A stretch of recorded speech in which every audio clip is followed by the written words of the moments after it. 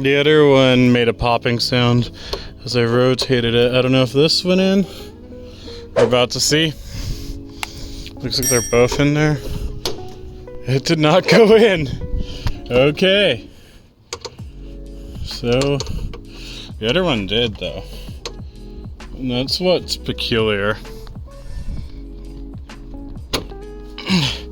Oh, popping noise. Let's see. Oh, it's in. Let's test it.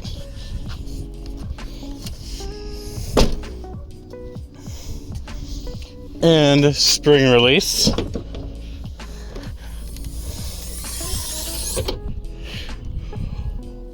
Oh yeah! Can I get a? Oh yeah! Oh yeah! Oh yeah! Oh, hell yes, that's awesome. Now you can see my rear dash cam there too. Yeah, no, sadly those lights are still on. I can't figure out a way to shut them off.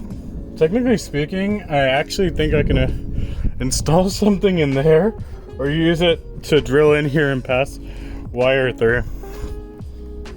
Excuse you? I might do that when it comes to installing a backup camera down there. But yeah, we'll see.